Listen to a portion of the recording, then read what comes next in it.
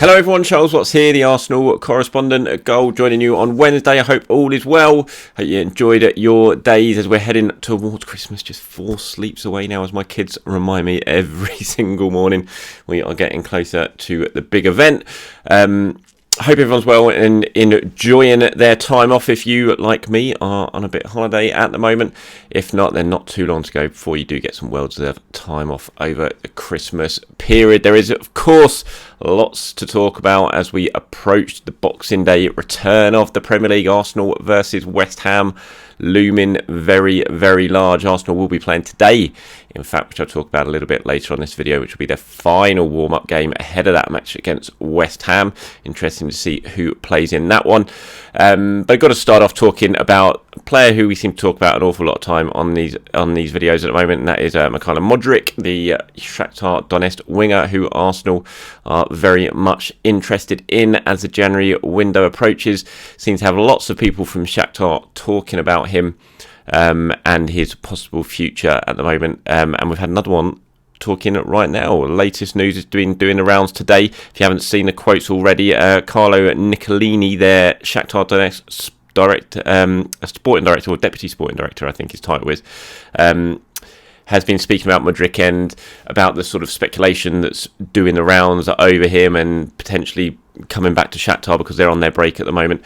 And it says, today Mudryk has been told, like all of the other players, to present himself back for training in Antalya on the 9th of January. He then went on to add, there is interest from Arsenal. I cannot deny it. Many clubs have taken an indirect interest in Mudryk without an official offer. There have been lots of phone calls. He then went on to say that he couldn't see Italian clubs being able to sign him because of the current economic climate, that sort of thing. But he absolutely says there is interest from Arsenal. I cannot deny it.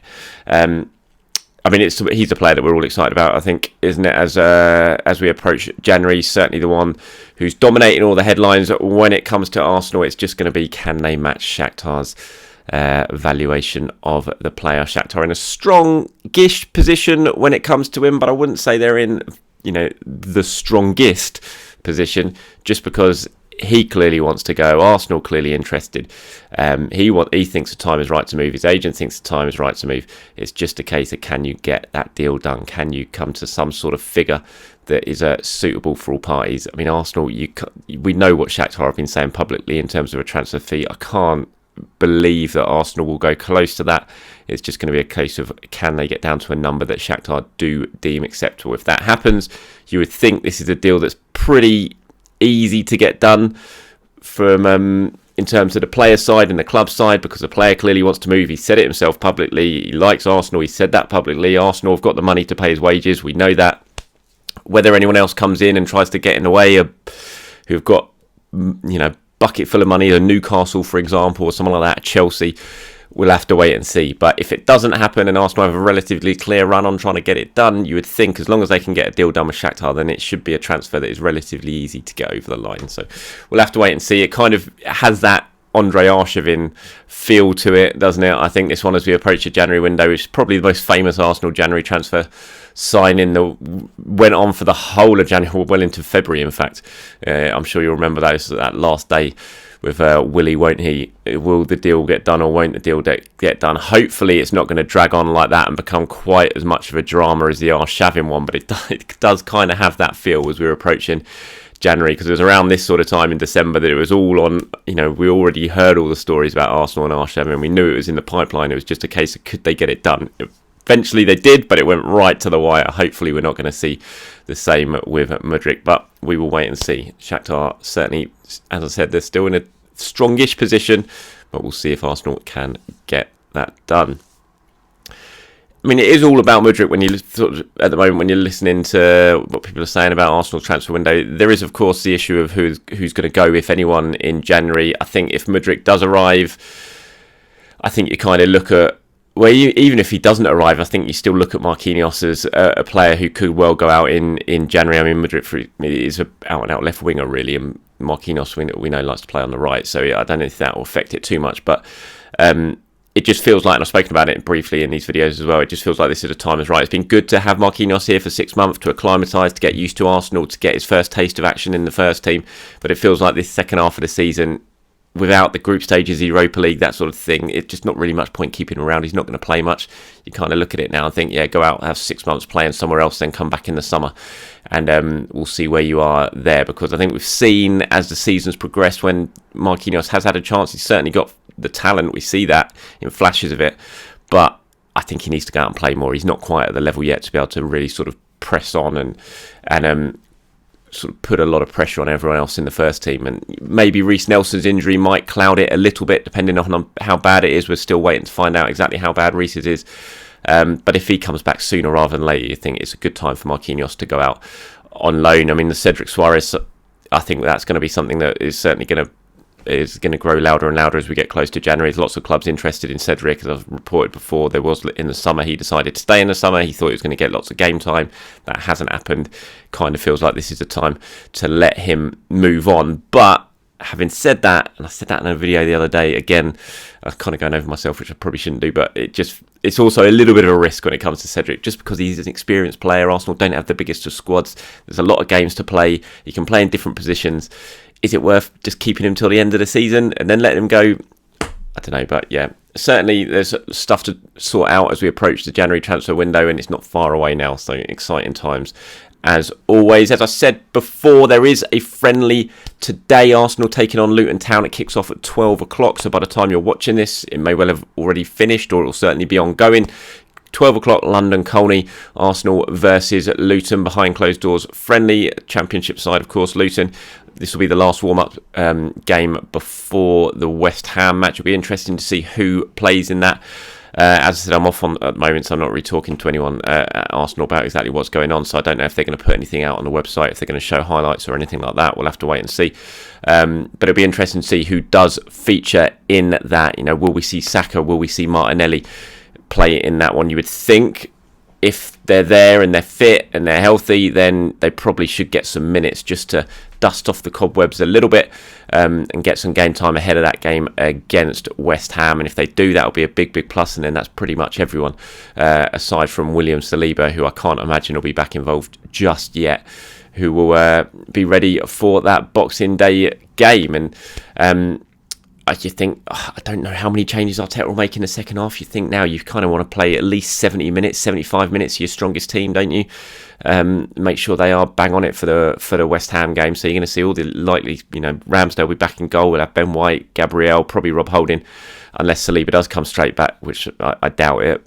Tierney, unless Zinchenko's fit enough, and then Partey, Odegaard, Granit Xhaka, Saka, Nketiah, Martinelli. If everyone's fit, you'd think that would be the starting 11 for this one, because Arteta will want to go as strong as possible ahead of that game against West Ham, and then make some changes in the second half, maybe throw some youngsters on it as the second half progresses. But certainly from the start, you'd expect Arteta will be going very, very strong in this one today.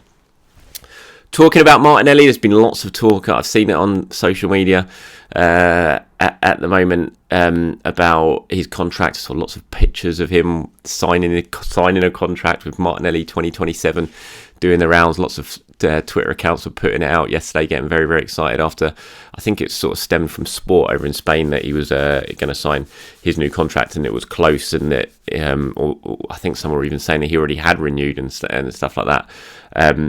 I don't think that is the case. I don't think he has renewed, but I think it's certainly close. I don't think that's a secret, is it? He said it himself. He said he just wants a pen. Arsenal want him to sign. It's just a case of going through the final details and hopefully getting it done. And it takes a little bit of time, even if all parties are aligned and all parties want the same thing out of it. It still takes time, especially when it's a talented player like Martinelli. You've got lots of things to sort out legally. But hopefully the news from Spain is proved to be right, and that it's going to be and it will be announced very, very soon, because it'll be a huge boost for everyone. Arsenal obviously got some big contracts they need to sort out sooner rather than later. Don't want it to become too much of a distraction as the second half of the season progresses. So if you can get Martinelli announced now, you can then follow it up with Saka and Saliba. Then it's going to be a very happy camp behind the scenes. The fans are going to be happy. There's going to be no distractions, and it can just be focused purely on-field matters for the second half of the season. As we know, they're going to be very, very important, because Arsenal have got a hell of an opportunity to do something very, very special over the second half of the season. Martinelli, is features tonight on something that looks very, very interesting. If you haven't seen it yet, Sky have put out some clips on social media. There's an hour-long Mikel Arteta special today on Sky Sports, 10:30 p.m. It's with Jamie Carragher. It looks like it's a sort of Monday night football special with Arteta. He's obviously been there 3 years now at Arsenal, and I think they're going to be talking about a whole host of things by the looks of it in the Monday night football studios. We'll be going over, I don't know, the rebuild, all the decisions that have been taken, and he'll be talking about specific players and where they're best at. And in the little clip that we've seen on one of the clips that Sky Sports have posted, he talks about Martinelli, Arteta, to Carragher, and he said, to score more goals, Martinelli has to play in the last line and he has to play wide because of his quality. And I think there's been lots of talk since Gabriel Jesus got injured that Martinelli could be an option to play as that central striker to replace Jesus.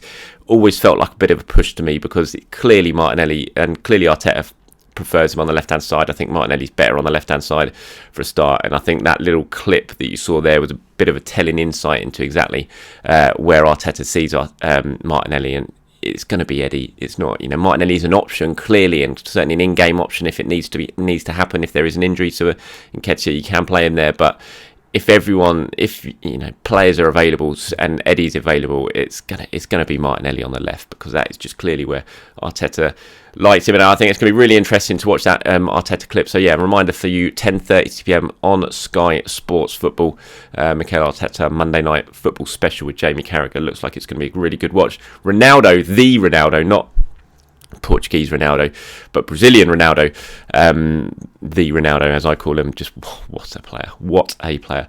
He was talking about Martinelli, and he said this is what he had to say. He said he's definitely a great asset, is developing wonderfully at Arsenal and showed his potential in the group stages in Qatar. He will certainly stand out at the 2026 World Cup. We are very excited about him. What impresses me most is he plays with a lot of passion and self-confidence. That is the great Ronaldo talking about Gabriel Martinelli. High praise indeed from one of the greatest number 9s you'll ever see.